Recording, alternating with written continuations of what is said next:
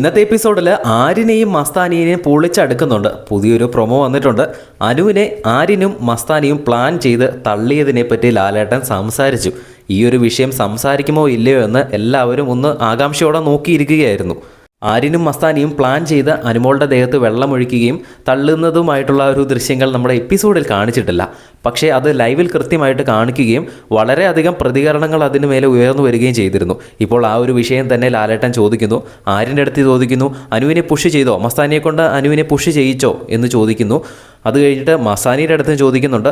മസ്താനിയുടെ ദേഹത്ത് ആരെങ്കിലും കൈ വെച്ച് കഴിഞ്ഞാൽ മസ്താനിക്ക് അത് പ്രശ്നമാണ്. അപ്പോൾ മസ്താനിക്ക് പക്ഷേ ബാക്കിയുള്ളവരൊക്കെ തള്ളിയിടുകയൊക്കെ ചെയ്യാമല്ലേ, എന്ത് തള്ളാണ് മസ്താനി എന്ന് മസ്താനിയുടെ അടുത്ത് ലാലേട്ടൻ ചോദിക്കുന്നു. ഈ ഒരു വിഷയം, അതായത് അനുവിനെ തള്ളിയിട്ട ആ ഒരു വിഷയം എപ്പിസോഡിൽ കാണിക്കാത്തതിൻ്റെ പേരിൽ ഒരുപാട് പ്രതികരണങ്ങൾ ഉയർന്നു വന്നിരുന്നു. ഇപ്പോൾ എന്തായാലും സമാധാനമായിട്ടുണ്ട് എല്ലാവർക്കും. അതിൻ്റെ അടിയിലുള്ള കമൻറ്റ് ബോക്സ് നോക്കിയാൽ തന്നെ അറിയാം, ഇപ്പോൾ സമാധാനമായി എന്ന് പറഞ്ഞുകൊണ്ടുള്ള ഒരുപാട് കമൻറ്റുകളുണ്ട് ആ കമൻറ്റ് ബോക്സിൽ. എന്തായാലും ആര്യനെയും മസ്താനിയും ലാലേട്ടൻ തൂക്കിയിട്ടുണ്ട്.